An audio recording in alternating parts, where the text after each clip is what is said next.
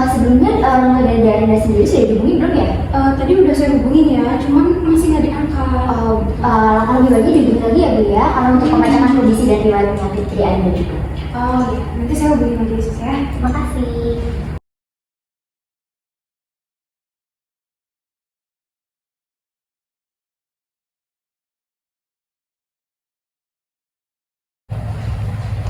Sayang, gimana keadaannya? Aku lebih baik loh. Kamu kenapa?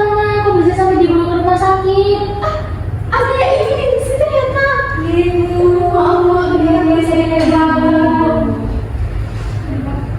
Ibu, ini Arinda kenapa ya kok sampai bisa dibawa ke rumah sakit? Iya, Arinda dari pagi udah lemas, Pak, Bu, dia lemas. Terus saya tawarkan untuk UKS. Tadi udah sempat dirawat sama UKS, cuma nggak baik gitu. Makanya dari pihak UKS sendiri ngasih tahu untuk dilarikan ke rumah sakit aja biar dapat penanganan lebih gitu.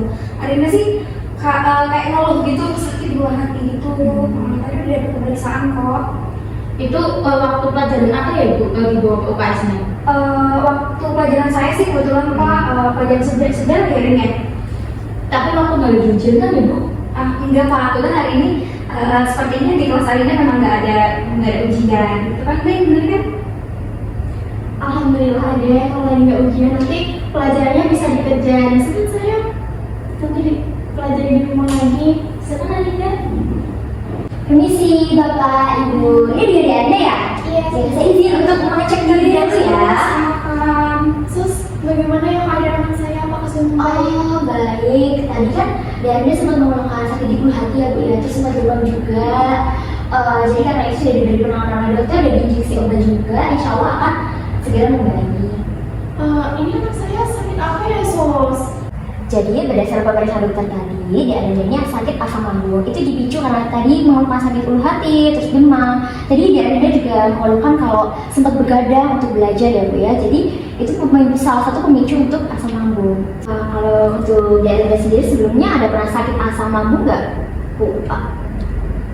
Enggak loh, sebelumnya nggak ada riwayat penyakit apapun.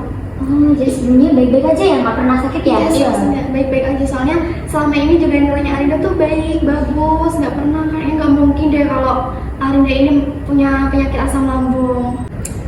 Emangnya Mas Solo tahu apa sih soal aku? Sayang, kok kamu ngomongnya kayak gitu? Ya aku tanya aja, emangnya Mama Papa tahu apa sih soal aku? Arinda! Papa sama mama ini orang tua kamu loh. Bagaimana mungkin kami nggak tahu tentang kamu? Toh kami berdua juga bekerja buat kamu loh. Iya nak, papa benar. Mungkin kamu kayak gini karena kamu lagi capek aja. Ya iya, aku tahu apa emang kondisinya kayak gini tuh capek mah. Tapi yang kalian peduli itu cuma nilai aku aja. Yang ditanya soal tugasnya gimana, nilainya gimana di sekolah. Tapi Mama Papa pernah pikiran aku gak sih? Keadaan aku tuh gimana? Astagfirullah Arinda, kenapa kamu jadi kayak gini nak?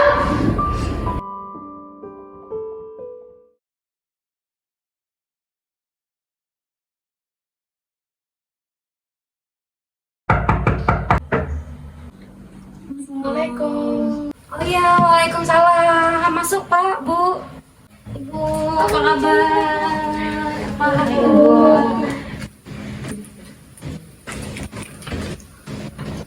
Apa kabar Pak, Bu? Alhamdulillah baik.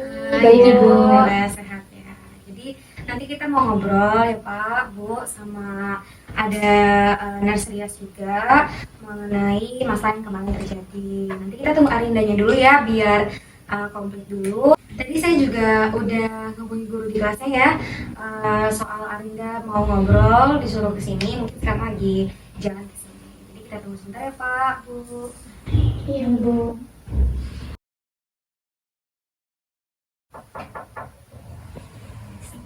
Assalamualaikum.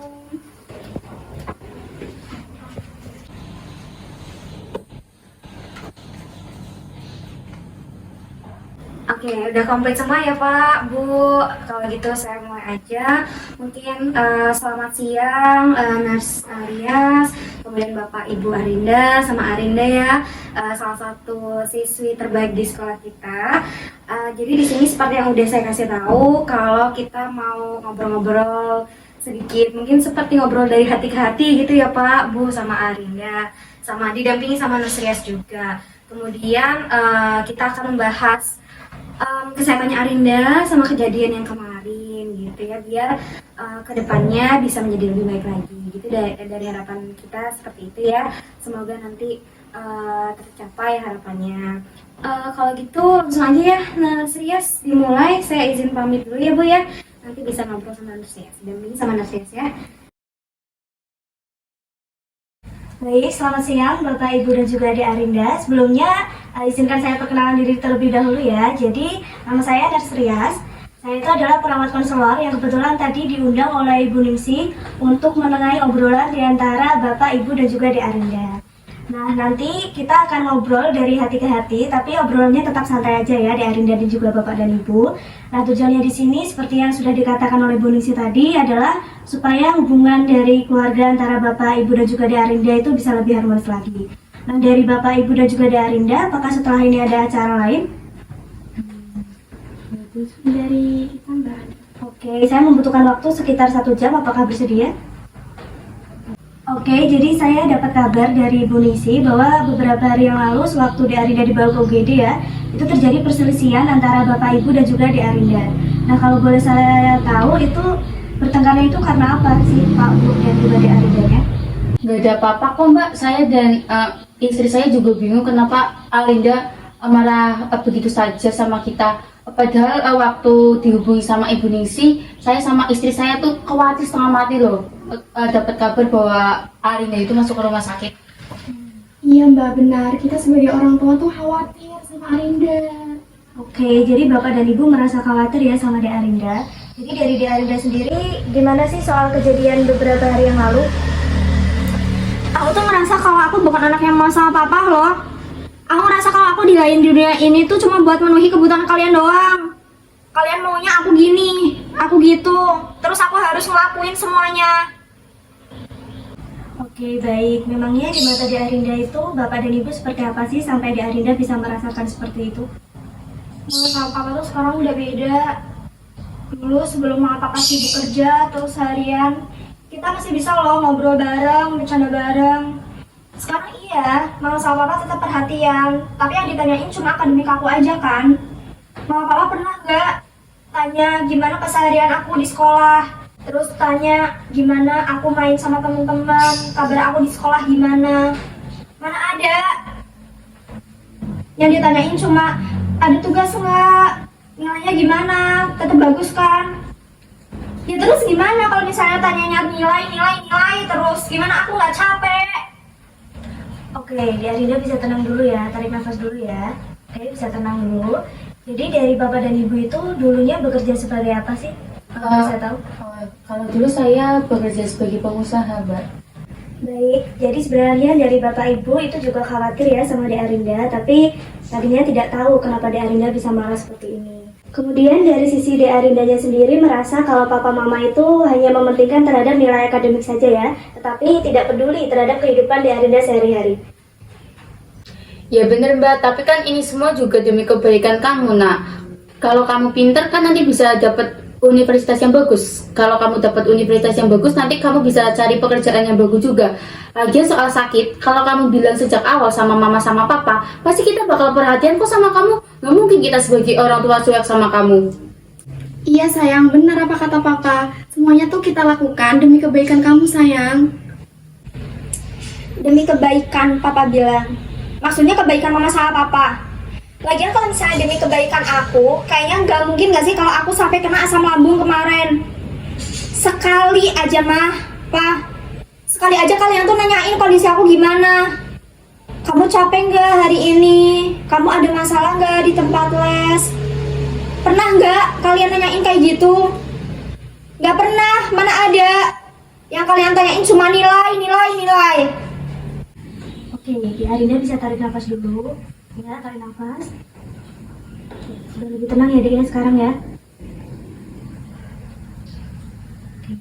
Saya izin tanya kepada Bapak dan Ibu, mungkin Bapak Ibu sering nggak sih menghabiskan waktu bersama, kayak liburan bareng atau family time begitu? Jarang Mbak, soalnya saya sama istri saya lebih banyak menghabiskan waktu untuk bekerja. Atau saya berpikir juga ini semua juga demi kebaikan keluarga.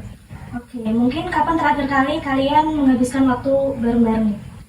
Kayaknya 3 bulan yang lalu ya, Ma. Soalnya waktu itu saya sama istri saya masih kerja di sini, belum sampai yang keluar kota gitu. Baik, yang saya lihat di sini tuh terdapat perbedaan pandangan dari Bapak Ibu dan juga Dek Arinda. Di mana Dek Arinda merasa Bapak Ibu tuh hanya peduli terhadap nilai akademik saja, tapi tidak dengan kehidupan Dek Arinda sehari-hari. Sementara dari Bapak Ibu itu juga sudah merasakan memberikan yang terbaik terhadap Dek Arinda, memenuhi kebutuhannya dan juga telah memberikan kasih sayang. Jadi yang bisa saya sebutkan di sini itu adalah permasalahannya itu di komunikasi ya Pak Bu dan juga Dek Arinda, di mana komunikasi itu tuh sangat penting untuk membangun sebuah keharmonisan dalam keluarga, terutama untuk mendekatkan hubungan dari orang tua dan juga anaknya.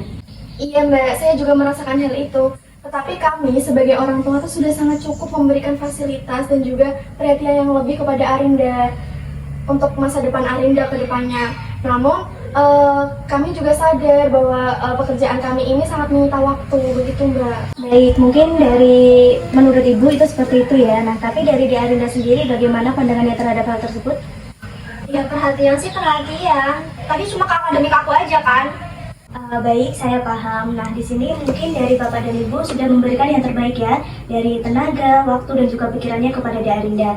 Tapi sebenarnya komunikasi itu tuh dinyatakan berhasil apabila apa yang disampaikan oleh Bapak dan Ibu itu tersampaikan dengan baik kepada Dek Arinda. Nah, mungkin di sini terdapat kesalahan penafsiran dari Dek Arindanya atau juga penyampaian dari Bapak dan Ibu sehingga terjadi perselisihan di antara orang tua dan anak. Di mana ini perselisihannya terjadi di antara Bapak dan Ibu dan juga Dek Arindanya. Saya mungkin nggak seintens itu ya Mbak untuk berkomunikasi sama anak saya, tapi saya dan istri saya tuh sering banget loh ajak ngobrol sama dia. Cuma kadang emang dari cara jawabnya dia aja loh kayak menunjukkan dia tuh nggak mau diajak bicara sama kita. Baik Pak, saya paham atas apa yang Bapak katakan sebelumnya tadi. Tetapi dalam komunikasi itu terdiri dari 2 jenis ya Pak.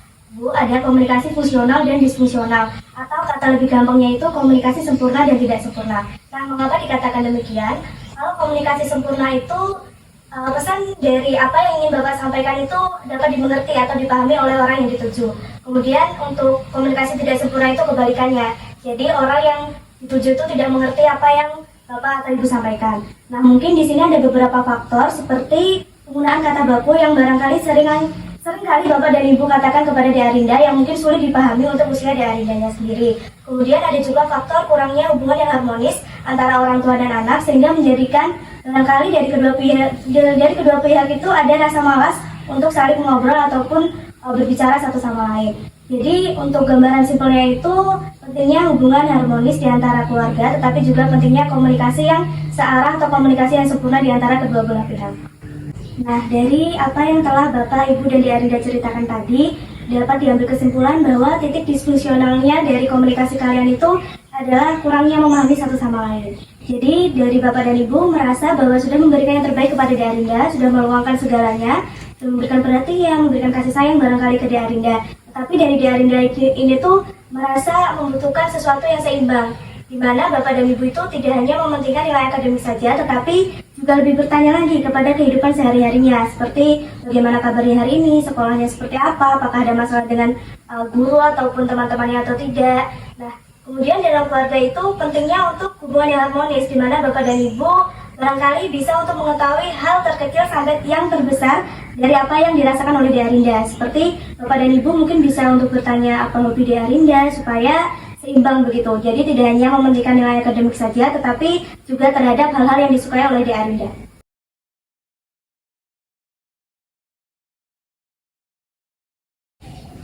Aku tuh sebenarnya paham maksud Mama sama Papa, pengen aku punya masa depan yang cerah. Tapi hidupku tuh nggak cuma soal belajar, aku juga butuh kebebasan. Coba lihat teman-teman aku, mereka main bareng, eksplor sana sini, sementara aku cuma dikekang buat belajar.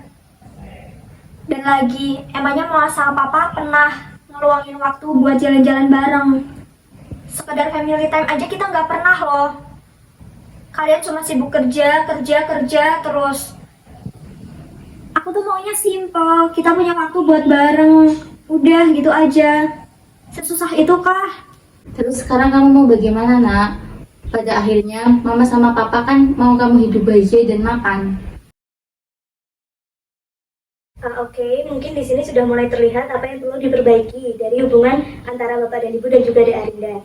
Nah, dari Bapak dan Ibu sendiri mungkin juga perlu tahu ya bahwa manusia itu perlu dipenuhi kebutuhannya tidak hanya secara finansial saja, tetapi juga secara fisik, psikologi, sosial, dan juga spiritual. Nah, mungkin Bapak dan Ibu bisa merenungkan terlebih dahulu apakah aspek-aspek tersebut sudah terpenuhi atau belum selama ini kepada Dek Arindanya.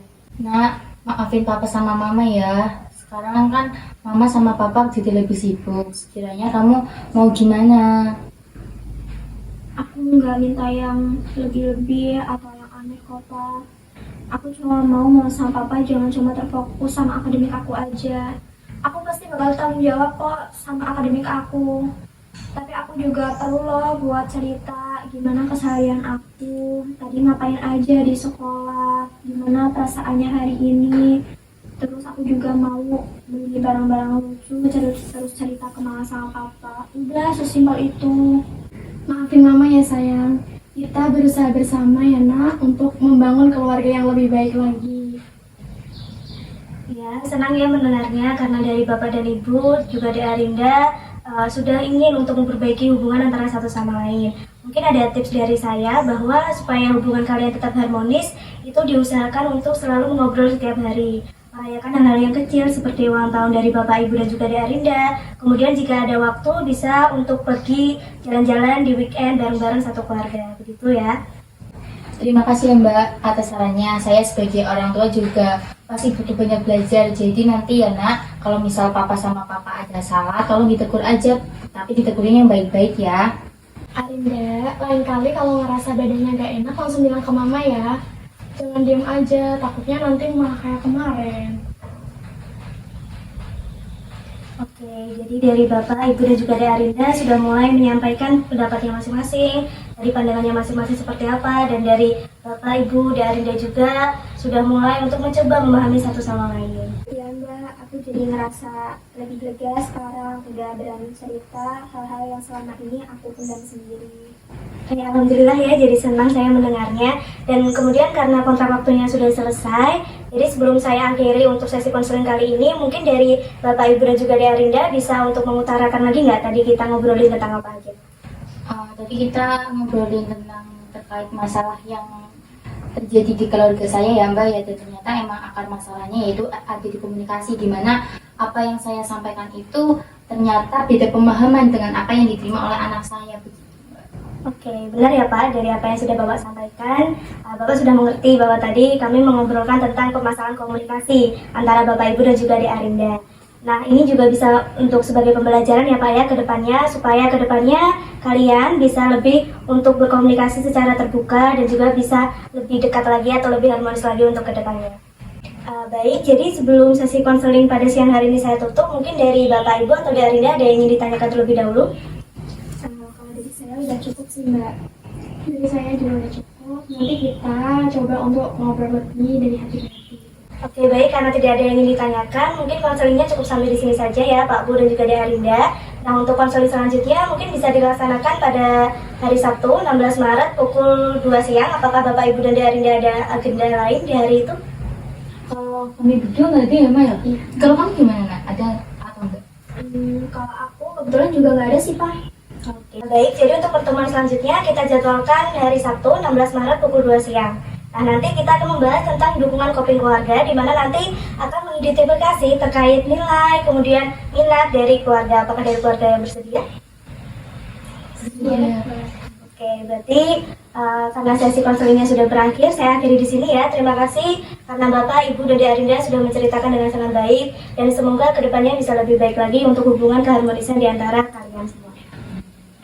Oke baik Mbak, dari kami sudah cukup ya Mbak. Terima kasih banyak atas waktunya, arahannya, dan juga ilmunya ya Mbak. Oke, untuk sekarang kita pamit terlebih dahulu ya Mbak. Terima kasih banyak Mbak. Iya, sama-sama Pak, Bu, Dek Arinda.